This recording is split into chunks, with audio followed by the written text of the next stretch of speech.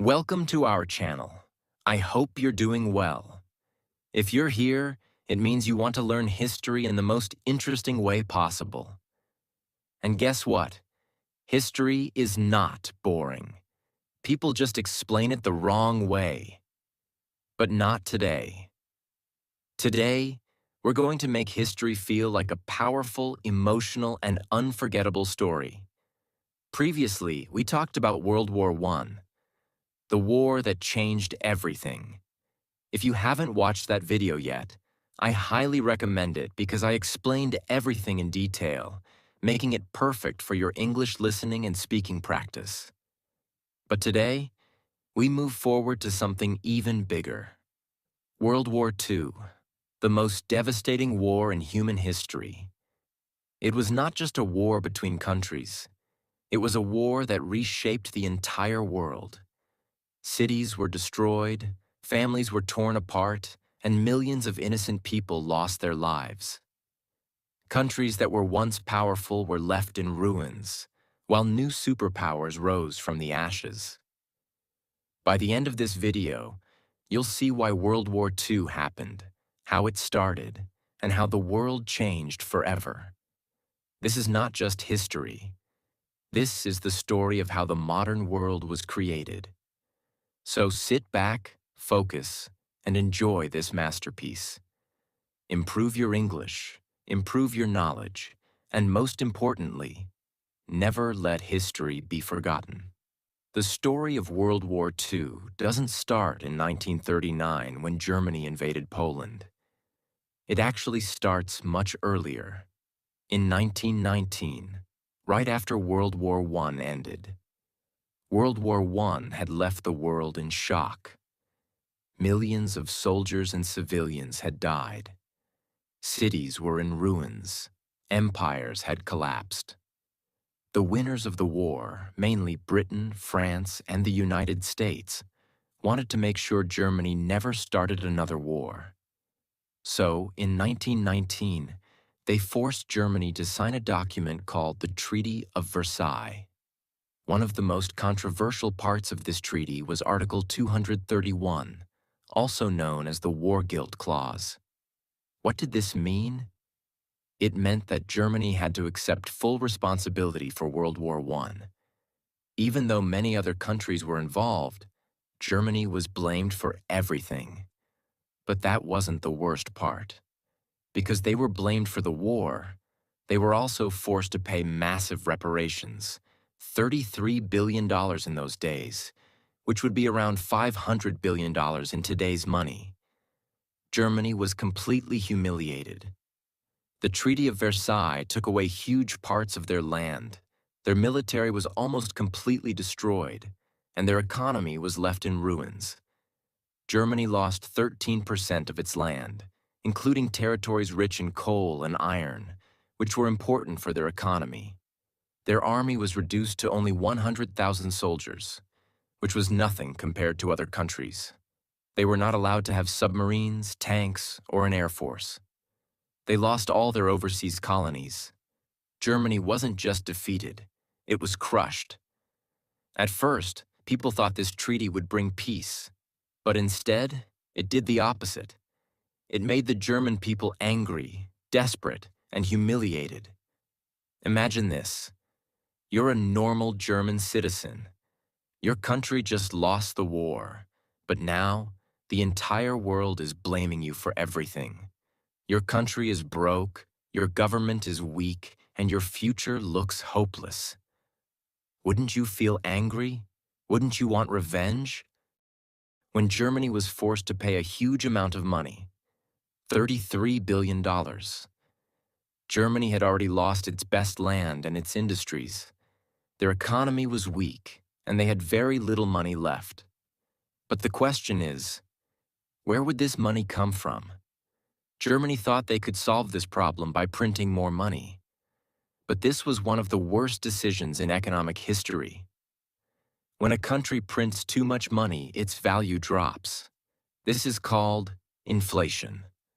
And in Germany's case, inflation turned into something even worse: hyperinflation.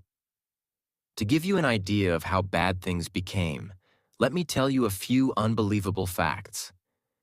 Before World War I, $1 was equal to 4 German marks. By 1923, $1 was equal to 4.2 trillion German marks. Can you believe it? A loaf of bread that cost 1 mark in 1918 suddenly cost billions of marks in 1923. People had to carry wheelbarrows full of money just to buy food. Some people burned money instead of firewood because money was cheaper than wood. Employees had to run to stores immediately after getting paid because by the next day their salary would be worthless. And the worst part? Germany's last payment for World War I reparations was made in 2010. Yes, you heard that right. 2010. That means Germany was still paying for a war that ended almost a century ago. Because of this economic disaster, millions of people lost their jobs. By 1932, the unemployment rate was 30%, which means that almost 1 out of every 3 Germans had no job. Factories shut down, banks collapsed, and people became homeless overnight. Children were starving to death because their parents had no money to buy food. Germany was in complete chaos. The people were angry, frustrated, and desperate. And when people are desperate, they look for a savior. This was the perfect moment for a man named Adolf Hitler to enter the scene. In times of crisis, people search for someone who promises hope, someone who tells them what they want to hear. And Hitler was a master at doing this. Who was Adolf Hitler? Born in 1889 in Austria, a soldier in World War I, he believed that Germany had been betrayed by its own leaders. He hated the Treaty of Versailles and wanted revenge. At first, nobody took Hitler seriously. He was just another political figure in a broken country. But Hitler knew exactly how to manipulate people. Hitler understood that controlling people's minds was more powerful than controlling an army.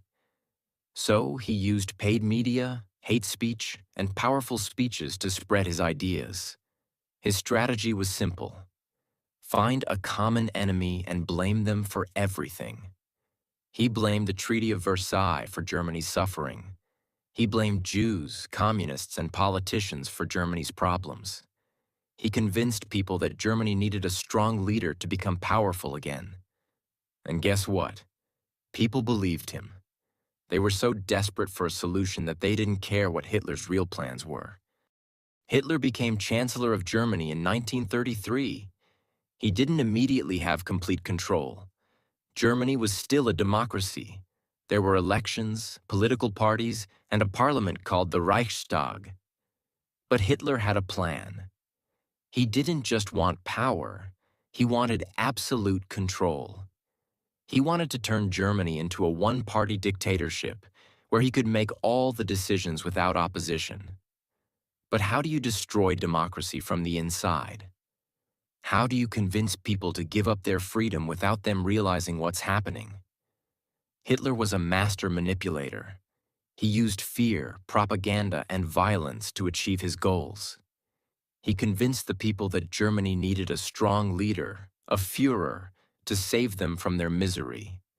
And then, in February 1933, something happened that changed German history forever.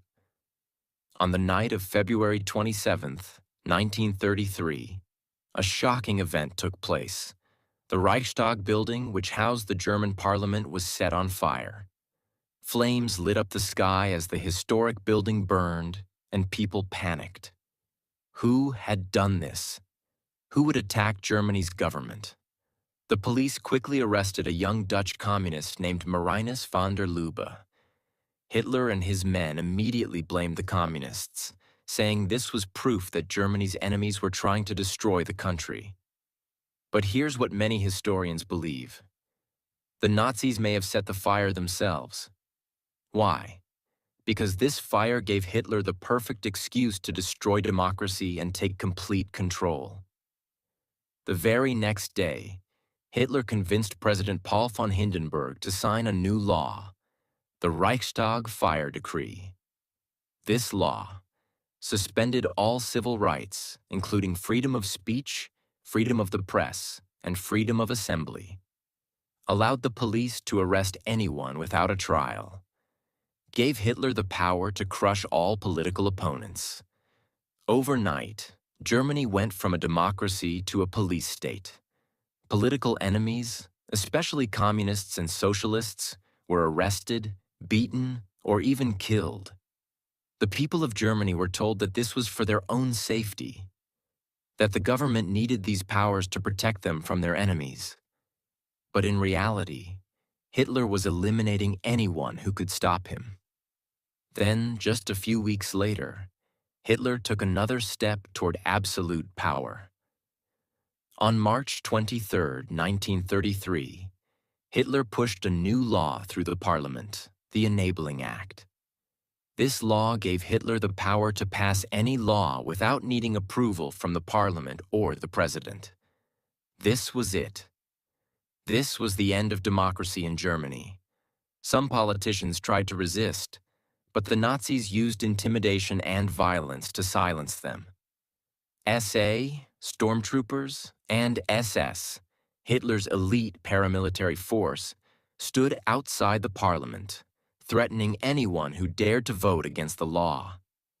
In the end, the Enabling Act was passed. This meant that from that moment forward, Hitler could rule by decree.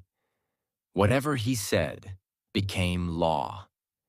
There were no more elections. Germany was no longer a democracy. Opposition parties were banned.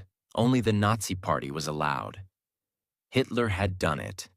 He had legally taken complete control of Germany. But he wasn't finished yet. Even though Hitler had power, he still had enemies within Germany. Some members of his own party, especially Ernst Röhm, the leader of the SA, stormtroopers, wanted more control. Röhm believed that the Nazi revolution wasn't finished, and he wanted more radical changes. Hitler saw this as a threat. He knew that as long as Röhm and the SA were powerful, his own position wasn't completely secure. So in June 1934, Hitler ordered a massive purge. In what became known as the Night of the Long Knives, Hitler's SS soldiers went out in the middle of the night and arrested or executed hundreds of people, including Ernst Röhm and other high-ranking SA officers. In just one night, the SA was completely weakened. All of Hitler's enemies within the Nazi Party were eliminated. The German army now fully supported Hitler. After this, there was nobody left to challenge him. On August 2, 1934, President Paul von Hindenburg died at the age of 86. This was the last obstacle standing between Hitler and total power. Instead of allowing a new president to be elected, Hitler made an announcement. The positions of Chancellor and President would be merged into one new role: Führer, leader of Germany. From 1934 onwards, Germany was completely transformed. The Nazi Party controlled everything: schools, newspapers, radio, and even churches. All books that went against Nazi beliefs were burned. Children were brainwashed in Nazi youth organizations, taught to worship Hitler like a god. Jews, communists, and anyone who opposed the Nazis were arrested or sent to concentration camps. Hitler had promised to make Germany strong again, and at first, it seemed like he was doing it. Unemployment dropped, roads and factories were built, and Germany's economy improved. But behind the scenes, something much more dangerous was happening. Hitler wasn't just fixing Germany. He was preparing for war. He secretly started rebuilding the army, producing tanks, planes, and weapons, all of which were illegal under the Treaty of Versailles. But Hitler didn't care about rules. He was planning something much bigger. Germany would not just recover. Germany would rise. Hitler had promised the German people that he would restore their honor, that he would make Germany great again. But there was only one way to do that: revenge. And revenge meant war. The Treaty of Versailles had placed severe restrictions on Germany after World War I.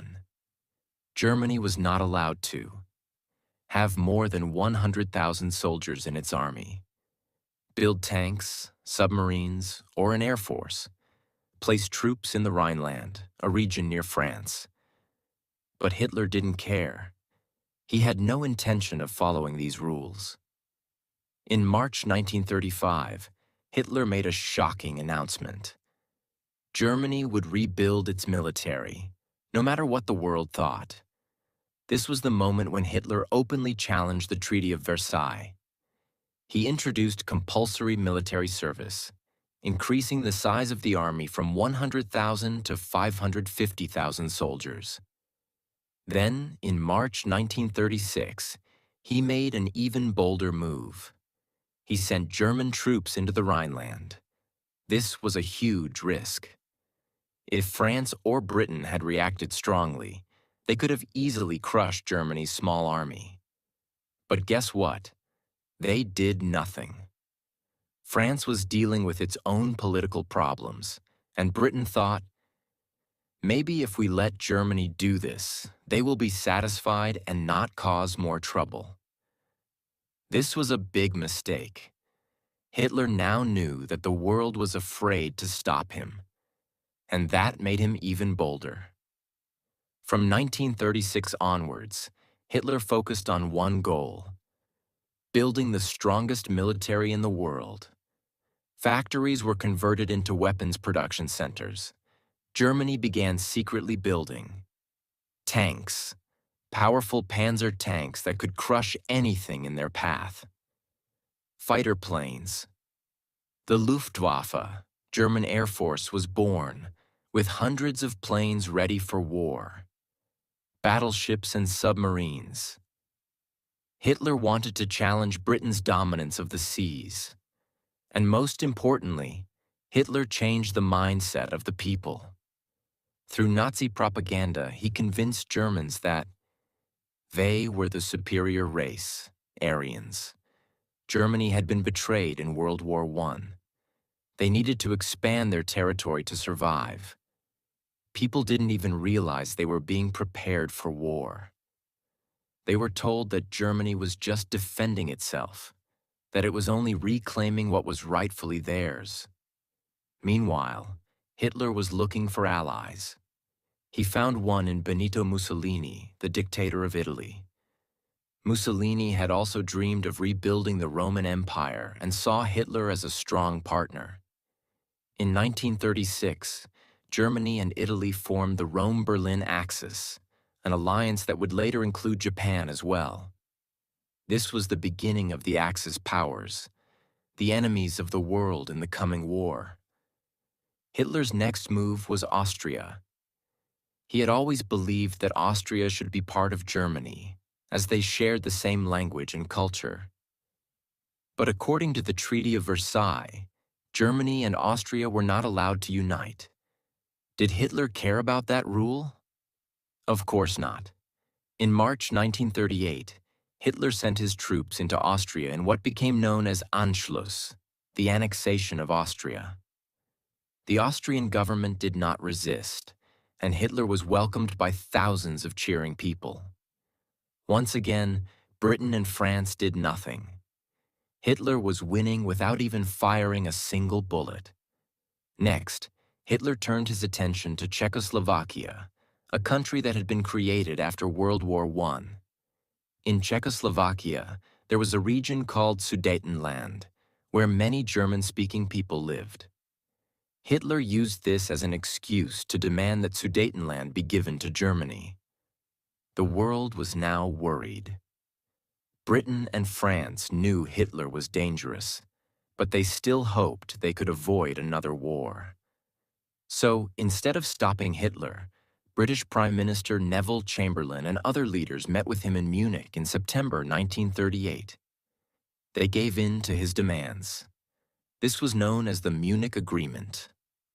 Britain and France allowed Hitler to take Sudetenland, hoping that he would be satisfied and stop expanding. Chamberlain returned to Britain and famously said, "We have achieved peace in our time." But Hitler had no intention of stopping. 6 months later, in March 1939, Hitler invaded the rest of Czechoslovakia, breaking his promise. Now Britain and France knew the truth.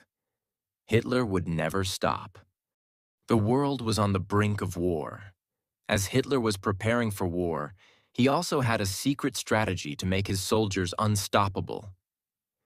In the late 1930s, Nazi scientists developed a powerful drug called Pervitin, what we know today as methamphetamine, crystal meth. This drug gave soldiers extreme energy. They could march for days without sleep. Superhuman confidence. They felt fearless, invincible. No hunger or pain. They could keep fighting even when exhausted. The German army distributed millions of Pervitin pills to its soldiers. They became unstoppable machines, pushing forward at terrifying speed. Even Hitler himself was regularly injected with drugs by his personal doctor. This was one of the reasons why the German Blitzkrieg, lightning war, was so fast and effective. By August 1939, Hitler was ready to launch his war. But he knew that if he attacked Poland, Britain and France would declare war on him. So he made a shocking deal with Joseph Stalin, the leader of the Soviet Union. The Nazi-Soviet Pact was signed on August 23, 1939. It was a secret agreement between Hitler and Stalin to divide Poland between them. Now Hitler had nothing stopping him. On September 1st, 1939, at 4:45 a.m., German tanks rolled into Poland and planes bombed cities. The world watched in horror. 2 days later, on September 3rd, 1939, Britain and France finally realized they had no choice. They declared war on Germany. World War II had begun. And this is just the beginning. In the next part, I will reveal how Hitler crushed nations, how he shocked the world, and the one mistake that led to his downfall. The battles will be bigger. The destruction will be unimaginable. And the final twist will leave you speechless. Trust me, part 2 will be unforgettable. I won't make you wait long. I'm bringing it very soon. So stay tuned, because history is about to get even more shocking.